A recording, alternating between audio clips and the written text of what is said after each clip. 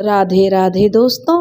आज हम आपको सुनाएंगे एक माँ की दुख भरी कहानी।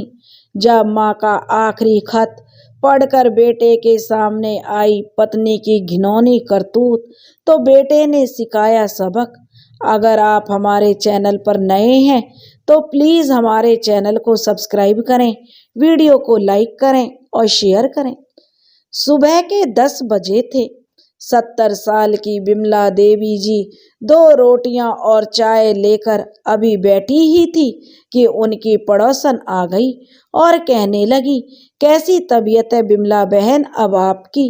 बिमला जी बोली, देखो अब तो उम्र ही ऐसी है, जब तक जिंदगी है बीमारियां तो साए की तरह चिपकी ही रहेंगी। तो बिमला जी की पड़ोसन कहने लगी, तो बिमला बहन शहर में अपने बेटे बहू के पास क्यों नहीं चली जाती हो? भरा पूरा परिवार छोड़कर यहाँ अकेले रहने में क्या मजा है? तेरा बेटा तो बहन अफसर है, खूब ठाठ से रखेगा तुझे। बिमला जी बोली, अरे बहन, गांव में मुझे कोई कष्ट थोड़े ही है। सुबह सुबह 4 रोटियां सेक कर रख देती हूँ, सारा दिन आराम से कट जाता है। कोई सिर दर्द नहीं, कोई परेशानी नहीं, बस एक ही उलझन है कि बैठे बैठे यह पहाड़ सा दिन कटने का नाम नहीं लेता। बैठे बैठे थक जाती हूँ तो लेट जाती हूँ, दिन भर यही सब चलता रहता है। फिर पड़ोसन सहानुभूति जताते हुए बिमला जी के साथ खाट पर बैठ गई और बोली, हाँ बिमला बहन, जीवन की सबसे बड़ी उलझन तो यही है। जवानी में इंसान के पास काम इतना होता है कि वक्त नहीं मिलता, और बुढ़ापे में काम कुछ नहीं होता तो वक्त ही वक्त रह जाता है। बेटा बहू अपनी दुनिया में रम जाते हैं और बूढ़े माँ बाप बैठकर बस मौत का इंतजार किया करते हैं। और उनमें से अगर एक भगवान को प्यारा हो जाए तो दूसरे का जीवन तो नरक समान हो जाता है। पड़ोसन बोली, देखो बिमला बहन, जब से मोहन भाई साहब गुजरे हैं तेरे चेहरे की हंसी तो कहीं गायब हो गई है। ज्यादा नहीं तो कुछ दिन के लिए बेटे के घर घूमाओ, तुम्हारा मन बदल जाएगा। बिमला देवी बोली, हाँ बहन, सोचती तो मैं भी यही हूँ। कल बेटे का फोन आया था, बता रहा था अगले हफ्ते आएगा। जब बेटा अमन आएगा तो मैं उससे कहूंगी कि मुझे अपने साथ ले चले। अमन अपनी माँ बिमला जी से मिलने 4 दिनों बाद आ ही गया और बेटे को देखते ही बूढ़ी माँ की बाँछें खिल उठी।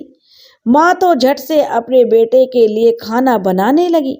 बेटे के आने की खुशी इतनी थी कि बिमला देवी अपनी बीमारी कमजोरी सब भूल गई और अमन की मनपसंद पूरी भाजी बनाने लगी। लेकिन जब अम्मा भाजी बनाने लगी तो आंखें कमजोर होने के कारण मालूम ही नहीं पड़ा कि कितना पानी डाल दिया। पूरियां बनाई तो कहीं से मोटी कहीं से पतली, और कांपते हाथों से जैसे ही तेल में तलने लगी तो तेल के छींटे हाथों पर आ गिरे और छाले पड़ गए। थोड़ा ठंडा पानी डालकर अमन ने माँ के हाथों को कुछ आराम दिया तो माँ अपराध भाव से बोली, क्या करूं बेटा, बुढ़ापे में हाथ पांव तो ठीक से काम नहीं कर पाते, अब तो आंखें भी धीरे धीरे जवाब देने लगी है। अपने लिए तो जैसे तैसे 2 रोटी बनाकर गुजारा कर लेती हूँ, पर तेरे खाने लायक खाना तो मैं ना बना सकी। तो अमन बोला, क्या माँ, अच्छा भला तो खाना बनाया है, कितने समय के बाद तो माँ के हाथों की पूरी भाजी खाई है, मजा आ गया माँ। और उसने माँ का दिल रखने के लिए अमन ने ऐसा कहा था और आधा अधूरा पेट भर के ही वह उठ गया था। फिर मन ही मन उसने तय कर लिया कि अब वह अपनी माँ को इस हालत में अकेला नहीं छोड़ सकता। अमन ऐसा सोचते हुए उसने अपनी माँ को अपने साथ चलने को कहा तो माँ उसे मना नहीं कर पाई और दूसरे ही दिन गांव वालों को अलविदा कहते हुए बिमला जी बड़े शौक से अपने बेटे के साथ शहर चली आई। बेटा बहू और पोता पोती के साथ बुढ़ापा सुख से कटेगा, यह सोचकर बिमला देवी स्वयं को बड़ी भाग्यशाली महसूस कर रही थी। लेकिन जैसे ही बिमला जी बेटे के घर पहुंची, उन्हें इस बात का जल्दी एहसास हो गया कि उन्होंने शहर आकर बहुत बड़ी गलती कर दी है। उन्हें देखते ही उनकी बहू पूजा का तो मुंह ही उतर गया। बड़े अनमने ढंग से उसने उनके पांव छुए। पोता पोती से मिलने का जोश भी बिमला देवी का वहीं खत्म हो गया। जब दोनों ने आकर नमस्ते की, औपचारिकता पूरी की और बिना कोई बात किए दोनों पोते पोती तुरंत खिसक गए। अपने बेटे के घर में ऐसा रूखा स्वागत पाकर बिमला जी हक्की बक्की खड़ी रह गई। उसी समय बहू की जोरदार आवाज सुनकर बिमला जी कांप सी गई। बहू काम वाली बाई से कह रही थी, पीछे वाले छोटे कमरे में से सारा कबाड़ का सामान बाहर निकाल दो और साफ सफाई करके माँ जी के लिए पलंग बिछा दो। बाथरूम पास में ही है तो माँ जी को तकलीफ नहीं होगी। फिर सोफे की तरफ इशारा करते हुए माँ जी को कहा, यहाँ बैठ जाओ माँ जी, चाय पियोगी? हैरान वैरान माँ जी ने हाँ में सिर हिला दिया। थोड़ी देर वे वहां पर बैठी रही तो बाई थोड़ी देर बाद चाय और नाश्ता रखकर उनके पास चली गई। बोली, माँ जी चाय नाश्ता कर लीजिए। बिमला जी इधर उधर देखते हुए बोली, कोई नजर नहीं आ रहा, सब लोग कहाँ गए हैं? तो बाई ने बताया, साहब का तो पता नहीं माँ जी, पर पूजा मैम साहब तो अपनी सहेली के यहाँ किट्टी पार्टी में गई हैं और बच्चे दोस्तों के साथ बाहर निकल गए हैं। अकेले बैठकर बिमला देवी उदास भाव से चाय के घूंट भरते हुए सोचने लगी, क्या मैं केवल इस घर की चाय के खातिर यहाँ आई थी? बिमला जी शहर में आ तो गई, लेकिन अकेलेपन का दंश हमेशा उन्हें डसता रहता था। उन्हें हर पल उपेक्षा का अनुभव होता रहता था। हालांकि उनका बेटा अमन उनका ख्याल रखने की पूरी कोशिश करता था। दिन में एक बार आकर उनका हालचाल भी पूछ जाता था, लेकिन उसके पास ज्यादा समय नहीं होता था कि वह अपनी माँ के पास बैठ सके। बिमला जी के खाने पीने और कमरे की साफ सफाई का ख्याल काम वाली बाई रखती थी। पोता पोती को तो उनसे कोई मतलब था ही नहीं। अगर अमन अपनी पत्नी पूजा को माँ का ख्याल रखने को कहता तो वह उल्टा उस पर भड़क पड़ती थी। कहती थी, अच्छी भली गांव में रह तो रही थी माँ जी, क्या जरूरत थी उस मुसीबत को लाकर मेरे सिर पर बैठाने की? इसी बात पर अक्सर दोनों पति पत्नी में झगड़ा हो जाता था। अब तो अमन ने उससे कुछ कहना ही छोड़ दिया था। ले देकर पूरे घर में एक काम वाली बाई सिलाई ही थी, जो बिमला जी के साथ थोड़ा हंस बोल लेती थी। वह एक दयालु महिला थी जो माँ जी के अकेलेपन को अच्छी तरह समझ सकती थी। उसके पति की भी मृत्यु हो चुकी थी और अपने बच्चों का पेट पालने के लिए वह यहाँ नौकरी कर रही थी। उसे काम करते हुए कभी कभी अपना हालचाल माँ जी के साथ बांट लेती थी, तो कभी माँ जी का हालचाल सुन लेती थी। उसके साथ माँ जी का भी दिल लगा रहता था, लेकिन पूजा को तो उनकी यह बात भी पसंद नहीं थी। अक्सर नाक मुंह सिकोड़ती हुई ऊंची आवाज में वह उन्हें सुनाती रहती, जैसा स्टैंडर्ड है वैसे ही लोगों के साथ तो बातें करेंगी। बातें करने के लिए अब काम वाली बाई ही मिली थी। इन्हें ना जाने कहां से लाकर इस गवार को यहाँ बिठा दिया है। बहू की यह बातें माँ जी के दिल में तीर सी चुभती, लेकिन फिर भी अपमान के कड़वे घूंट को वह चुप पी जाती थी, किसी से कुछ नहीं कहती। एक दिन जब शीला काम पर नहीं आई तो माँ जी बेचैन हो उठी। आखिर उसके अलावा और कौन था उनके पास हंसने बतियाने वाला? वह दिन माँ जी ने बड़ी मुश्किल से गुजारा।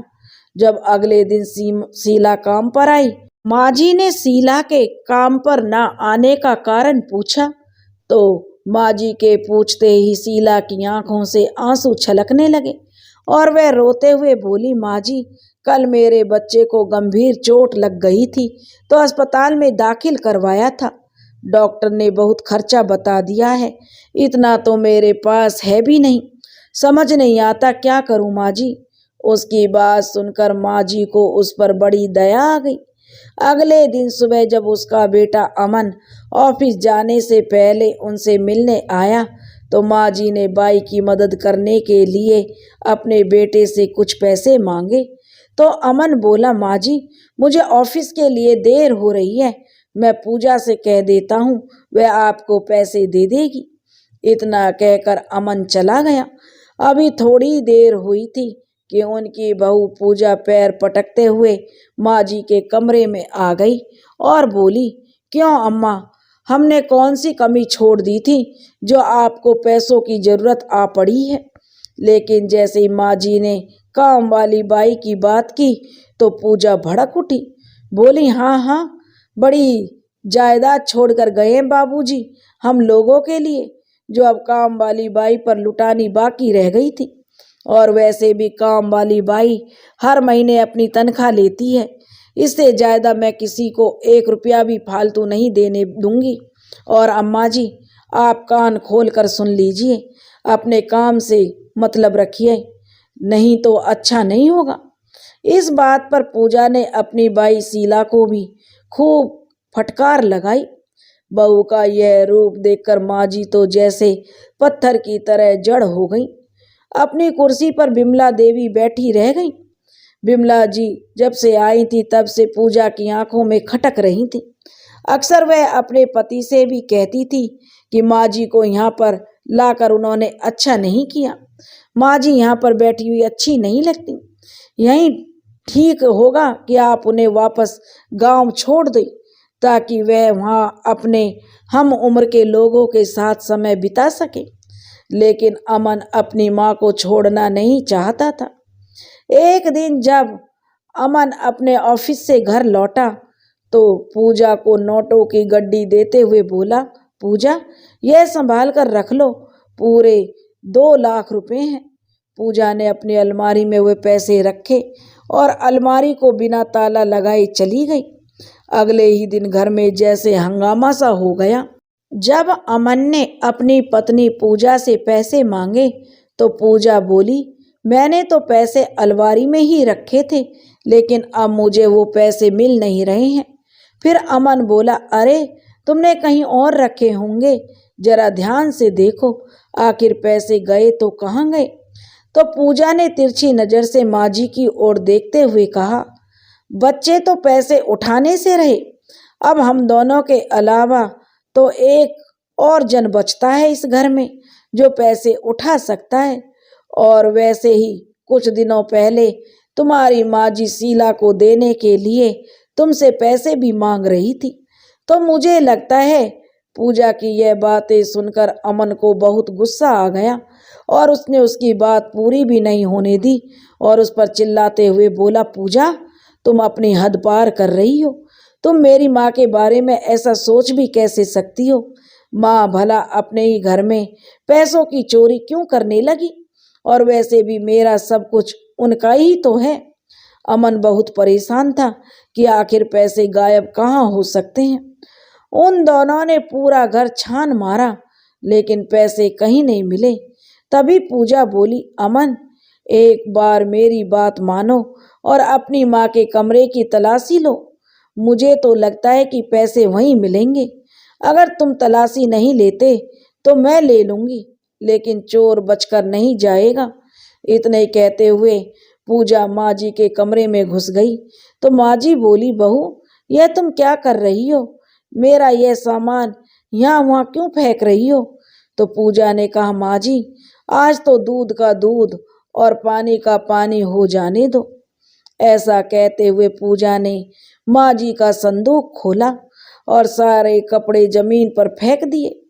उसी समय नोटों की 2 गड्डियां भी निकल आईं। यह देखते ही अमन चौंक गया और बौखलाते हुए बोला, माँ मैं यह सपने में भी नहीं सोच सकता था कि तुम यह हरकत करोगी। अगर पैसों की इतनी जरूरत थी तो तुम मुझसे बोल दिया होता। पूजा बोली, यहाँ तो केवल 1 लाख पड़े हैं, मुझे लगता है बाकी का 1 लाख काम वाली को दे चुकी है तुम्हारी माँ। तभी शीला बोली, नहीं मेम साहब, हम गरीब जरूर हैं लेकिन चोर नहीं। उसके लाख कहने पर भी पूजा नहीं मानी और उसे काम से निकाल दिया। अमन अपनी नजरें झुकाए ऑफिस के लिए निकल गया और बूढ़ी माँ मन ही मन रोती रही। खुद से आंख मिलाने में भी उसे शर्म आ रही थी और फिर सोचने लगी, इतना बड़ा कलंक आज बहू ने मेरे माथे पर लगा दिया और मेरा बेटा जिसे पाल पोस कर मैंने बड़ा किया और मैंने अपनी सारी जिंदगी उसे पाल पोसने और कामयाब करने में लगा दी, उस बेटे ने मुझ पर लगा चोरी का इल्जाम भी चुपचाप स्वीकार कर लिया। बूढ़ी माँ की आत्मा चीख उठी थी, दिल में तूफान उठ रहा था लेकिन ऊपर से वह बिल्कुल चुपचाप थी। कभी कभी अमन के भी दिमाग में आता कि उसकी माँ ऐसा नहीं कर सकती। वह अपनी पत्नी को भी यह बात समझाना चाहता था। एक आध बार उसने पूजा से दबी आवाज में इस बारे में बात भी की लेकिन पूजा कहाँ मानने वाली थी। फिर एक दिन पूजा ने कहा, अमन बुरा ना मानो तो एक बात कहूँ, अब मेरा तुम्हारी माँ के साथ गुजारा नहीं है। मैं तो कहती हूँ कि तुम उन्हें वापस गांव छोड़ाओ ताकि वह भी खुश रहें और हम लोग भी खुश रहें। फिर अमन बोला, पूजा तुम पागल हो गई हो क्या? गांव में मुझे सब बड़े अफसर के नाम से जानते हैं और अगर मैं अपनी बूढ़ी माँ को ऐसी हालत में गांव में अकेला छोड़कर आऊंगा तो मेरी कितनी बदनामी होगी। सब मुझ पर थू थू करेंगे और वैसे भी माँ की जो हालत है उन्हें अकेला छोड़ना बिल्कुल भी ठीक नहीं होगा। फिर पूजा ने कहा, तो ठीक है, गांव में नहीं छोड़ सकते तो माँ जी को वृद्ध आश्रम छोड़ाओ, लेकिन मैं अब उनके साथ नहीं रह सकती। उनके साथ रहकर हमारे बच्चों पर क्या असर पड़ेगा। बस फिर क्या था। अगले दिन अमन अपनी माँ के कपड़े पैक करते हुए बोला, माँ मेरी एक वृद्ध आश्रम में बात हो चुकी है, कल सुबह मैं आपको वृद्ध आश्रम में छोड़ आऊंगा। अब आप वृद्ध आश्रम में ही रहेंगी। अमन ने देखा तो माँ की आंखों जो रो रो कर लाल हो चुकी थी और केवल वह इतना ही बोलती जा रही थी, बेटा मुझे नहीं पता कि तेरे पैसे मेरी संदूक में कैसे आ गए। वृद्ध आश्रम जाते समय पूरा रास्ता माँ जी बस यही बोलती रही कि बेटा मेरी कोई गलती नहीं थी, मैं वृद्ध आश्रम नहीं जाना चाहती बेटा, मुझे नहीं पता मेरे संदूक में तेरे पैसे कैसे आ गए। बेटा मैं घर के किसी कोने में ही पड़ी रहूंगी, किसी से कुछ नहीं कहूंगी। तेरे बाबूजी के जाने के बाद तू ही मेरा केवल एक सहारा है। अब तू भी मुझे ऐसे छोड़ देगा तो मैं कैसे जीऊंगी बेटा। अम्मा गिड़गिड़ाती रह गई लेकिन अमन ने अपनी पत्नी की बातों में आकर माँ को वृद्ध आश्रम में छोड़ दिया और वापस कभी पलटकर भी नहीं देखा। वापस आकर अमन अपनी रोजमर्रा की जिंदगी में व्यस्त हो गया और अम्मा को वृद्ध आश्रम भेजकर पूजा के कलेजे को भी ठंडक पहुंच गई थी। आज माँ जी को वृद्ध आश्रम पहुंचे पूरे 2 महीने हो चुके थे। इसी दौरान माँ जी ने अमन से फोन पर बात करने की 2 बार कोशिश की, परंतु दोनों बार पूजा ने फोन उठाया और यह कहकर फोन काट दिया कि अमन किसी काम से बाहर गए हैं। आज ऑफिस जाने को अमन तैयार ही हुआ था, तभी उसके पास फोन आया, मिस्टर अमन आपकी माताजी की मृत्यु हो चुकी है। माँ की मृत्यु की खबर सुनकर अमन स्तब्ध खड़ा रह गया और तुरंत वृद्ध आश्रम के लिए निकल पड़ा। जैसे ही अमन अपनी पत्नी के साथ वृद्ध आश्रम पहुंचा तो माँ जी के मृत शरीर को जमीन पर लिटाया जा रहा था, लेकिन अमन ने देखा मृत होते हुए भी उसकी माँ दोनों हाथों से एक तस्वीर को अपने सीने से चिपकाए हुए थी और माँ की दोनों बाजुएं ऐसे ही अकड़ चुकी थी। फिर एक बूढ़ी महिला अमन के पास आई और बोली, क्या तुम इस बदनसीब माँ के बेटे हो? तो अमन ने हाँ में सिर हिला दिया। फिर वो बोली, बेटा तुम्हारी माँ जब से यहाँ आई थी तब से गुमसुम रहती थी, बस तुम्हारी तस्वीर को सीने से लगाए कुर्सी पर बैठी रहती थी। और दिन रात तुम्हारा इंतजार करती रहती थी। लेकिन फिर वह बूढ़ी औरत अपने आंसू पोंछते हुए बोली, बेटा, एक भली औरत अपने बेटे को साथ लेकर जरूर उससे मिलने आती थी। उसे देखते ही तुम्हारी माँ के चेहरे पर खुशी आ जाती थी। अक्सर तुम्हारी माँ के लिए वह अपने घर से खाना बनाकर लाती थी और बड़े प्रेम के साथ अपने हाथों से उसे खिलाती थी। लेकिन उसके जाते ही वह फिर से गम के गहरे समंदर में गोते खाने लगती थी। किसी औरत और उसके बेटे का नाम सुनकर अमन चौंक गया कि आखिर वह औरत कौन थी। फिर वो बूढ़ी महिला बोली, बेटा, अकेले बैठकर तुम्हारी माँ बहुत आंसू बहाती थी, केवल एक ही बात करती थी, मेरा कोई कसूर नहीं, मेरी कोई गलती नहीं। कल रात को भी वह इसी तरह बैठी थी और जब मैं सुबह उठी तब भी वह ऐसे ही बैठी हुई थी।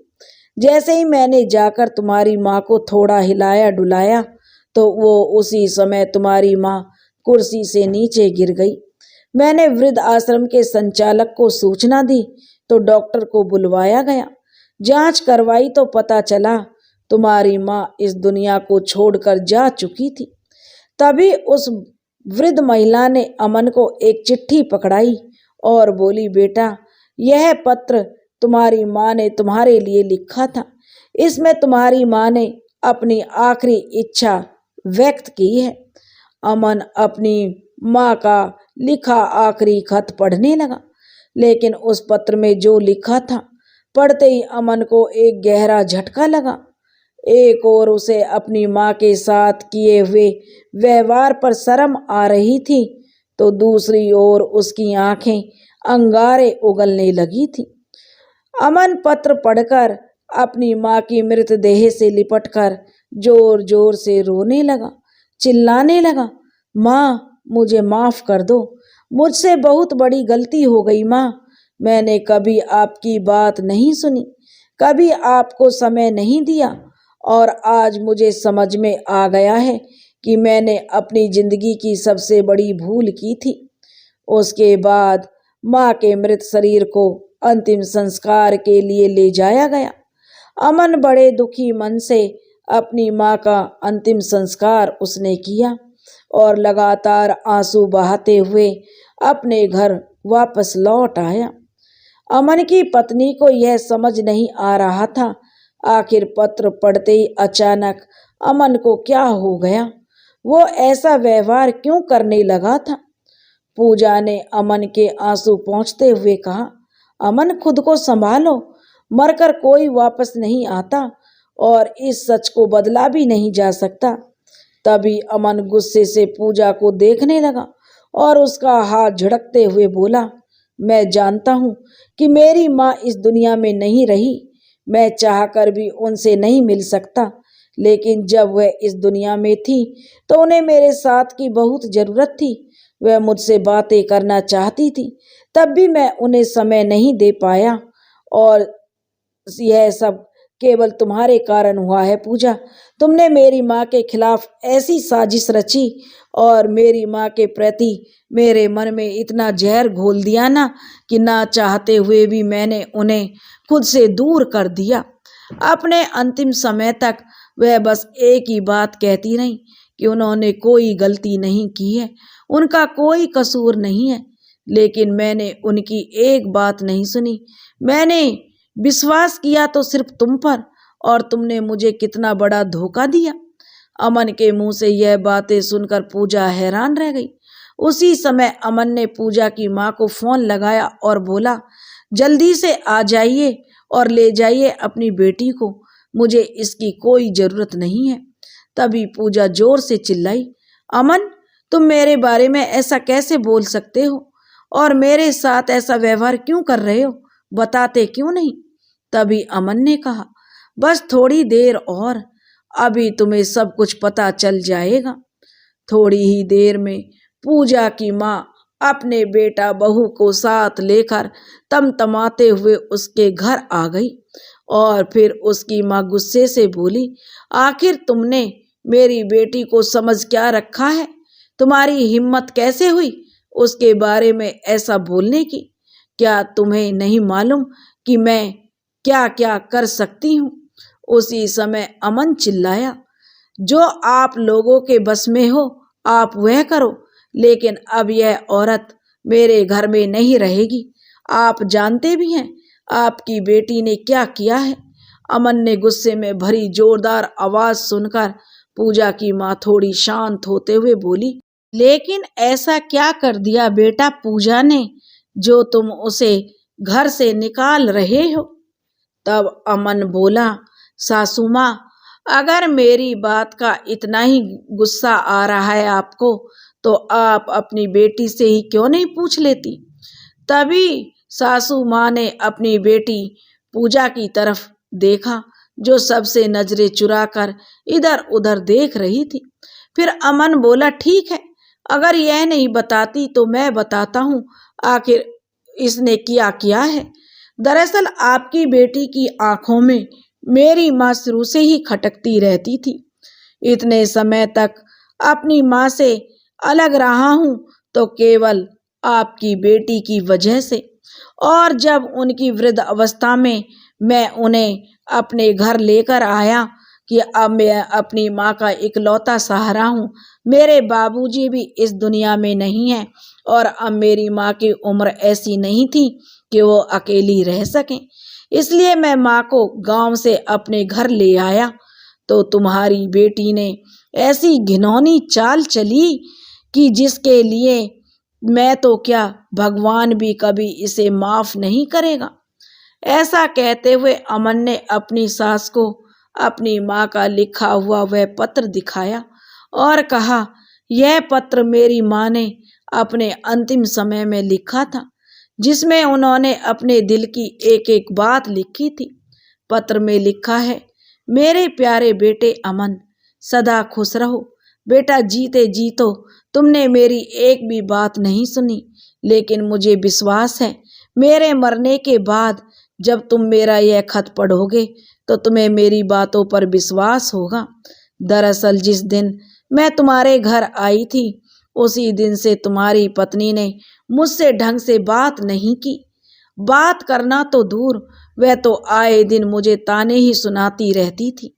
जब मैंने काम वाली बाई को देने के लिए तुमसे रुपए मांगे और तुम बहू को यह जिम्मेदारी देकर ऑफिस के लिए चले गए तो बहू ने मुझे जो खरी खोटी सुनाई उसे मैं बयान नहीं कर सकती, लेकिन मुझे एक मजबूर विधवा माँ की लाचारी पर दया आ गई थी बेटा, इसलिए मैंने उसे अपनी सोने की अंगूठी दे दी ताकि उसे बेचकर वो अपने बच्चे का इलाज करवा सके। लेकिन वह इतनी स्वाभिमानी महिला निकली कि मेरा कर्ज चुकाने के लिए उसने दिन रात मेहनत की और पैसे इकट्ठे किए। जैसे ही उसे पता चला कि तुम लोगों ने मुझे वृद्ध आश्रम में भेज दिया है, वह मेरा कर्ज चुकाने के लिए यहाँ तक चली आई। अरे वह तो मुझे अपने साथ अपने घर ले जाना चाहती थी, लेकिन मैं ही यह कहकर मना कर देती कि एक दिन मेरा बेटा अमन मुझे लेने जरूर आएगा। बेटा जिस दिन तुम्हारे पैसे गायब हुए थे उससे एक दिन पहले तुम्हारे ऑफिस जाने के बाद पूजा मेरे पास आई और कहने लगी, माँ जी यूं बैठे बैठे तो हड्डियां जाम हो जाएंगी, शरीर को थोड़ा चलाते फिराते रहना चाहिए। ऐसा कहते हुए उसने शीला के साथ मुझे एक पार्क में टहलने के लिए भेज दिया था। लेकिन मैं इतना भी नहीं समझ पाई कि जो बहू मुझसे बात तक करने को तैयार नहीं थी उसे आज मेरी इतनी चिंता कैसे होने लगी। वह मुझसे इतनी मीठी मीठी बातें क्यों कर रही थी।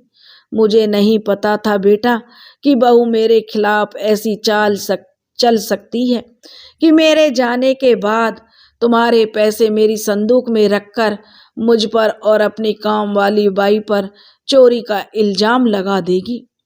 पत्र पढ़ते पढ़ते अमन रोने लगा। फिर बोला, सासू माँ, यह तो मैं जानता था कि आपकी बेटी मेरी माँ को पसंद नहीं करती थी, लेकिन उनसे छुटकारा पाने के लिए तुम्हारी बेटी इतनी नीच हरकत पर उतर आएगी यह मैं नहीं जानता था। तभी पूजा की माँ बोली, नहीं बेटा, मेरी बेटी ऐसा नहीं कर सकती। तो अमन ने कहा, सासू माँ, यह बात तो बिल्कुल सच है और यह उस दिन की ही बात है जब आपने अपनी बेटी को सोने की चैन दी थी। सोने की चैन का नाम सुनते ही जो पूजा की माँ बोली, नहीं बेटा, मैंने तो पूजा को कोई सोने की चैन नहीं दी। फिर अमन ने कहा, अच्छा तो पूछिए अपनी बेटी से, उसने तो मुझे अपनी नई सोने की चैन दिखाते हुए यही कहा था कि यह मेरी माँ ने दी है। इतना सुनते ही पूजा के पसीने छूटने लगे। फिर अमन ने कहा, सच सच बताओ पूजा, वह चैन तुमने उसी 1 लाख रुपए से खरीदी थी ना, जो गायब हुए थे? यह सुनकर पूजा के भाई भाभी बड़ी हैरानी से उसकी ओर देखने लगे। सबकी नजरें पूजा पर थीं, लेकिन पूजा नजरें झुकाए चुपचाप खड़ी थी। फिर पूजा की माँ आगे बढ़ी और गुस्से में उसके मुंह पर 2 झन्नाटेदार तमाचे दे मारे। फिर अमन ने कहा, मैं ही बेवकूफ था माँ जी, जो अपनी माँ की एक बात नहीं सुनी। मैं तो तुम्हारे प्यार में इतना अंधा हो चुका था पूजा कि मुझे तो कुछ दिखाई नहीं दे रहा था। इतना भी नहीं सोच पाया कि जो माँ के संदूक में थे पैसे, वो तुम्हें कैसे पता चला? उन्होंने किस संदूक में और कहाँ पैसे छुपाए हैं, जो संदूक खोलते ही तुमने पैसे निकाल लिए? फिर अमन ने पत्र पढ़ते हुए कहा, मेरी माँ ने अपनी आखिरी इच्छा लिखते हुए कहा है कि उनका गांव वाला मकान काम वाली बाई शीला के नाम पर कर दिया जाए, ताकि अंतिम समय में जो उसने मेरी माँ की सेवा की है, मैं उसका कर्ज चुका सकूं। और अंत में उन्होंने लिखा कि इस पत्र को लिखने का उनका उद्देश्य किसी को गुनहगार साबित करना नहीं था, बल्कि खुद को बेगुनाह साबित करना था। और वह चाहती हैं कि मैं अपने परिवार के साथ खुशी खुशी अपना जीवन बिताऊं, तभी उनकी आत्मा को शांति मिलेगी। यह सब पढ़ते पढ़ते अमन फूट फूट कर रोने लगा और यह कहते हुए वह जमीन पर बैठ गया, अगर मैंने अपनी माँ को ना छोड़ा होता तो आज मेरे सामने वह सही सलामत होती। काश मैंने एक बार अपनी माँ की बात पर भरोसा किया होता। उसे ऐसा रोते देखकर पूजा की माँ की आंखों में आंसू आ गए और बोली, ऐसी बेटी से तो अच्छा है तो मेरी कोई बेटी ही नहीं होती। तभी उसका भाई गुस्से में बोला, ऐसी घटिया हरकत करने से पहले पूजा तूने एक बार भी नहीं सोचा कि अगर मैं और तेरी भाभी माँ के साथ यह सब करें तो तुझे कैसा लगेगा? एक और तेरी सास थी जिसने एक गरीब की मदद करने के लिए अपनी सोने की अंगूठी दे दी, वहीं दूसरी ओर तुम हो जिसने एक सोने की चैन खरीदने के लिए और अपनी सास से छुटकारा पाने के लिए ऐसी घटिया हरकत की। फिर अमन को हौसला देते हुए उसकी सासू माँ बोली, बेटा मैं समझ सकती हूँ तुम पर क्या गुजर रही होगी, और जो तुम्हारी माँ के साथ बीता वह सब भूलना तुम्हारे लिए बिल्कुल भी आसान नहीं है। लेकिन मैं तुमसे प्रार्थना करती हूँ बेटा कि मेरी बेटी को एक मौका दे दो। और तुम्हारी माँ की भी तो यही इच्छा थी कि तुम अपनी पत्नी और बच्चों के साथ खुशी से रहो। आज पूजा को पछतावा हो रहा था, आखिर क्यों उसने खुद से अपनी गृहस्थी में आग लगा दी? क्यों उसने अपनी सास के साथ इतना गलत व्यवहार किया, जिसके कारण उन्होंने इतना दुख सहा? अंतिम समय में माँ जी की सेवा करके शीला ने उन पर जो उपकार किया था उसे मानते हुए अमन ने माँ का गांव वाला मकान शीला के नाम पर कर दिया।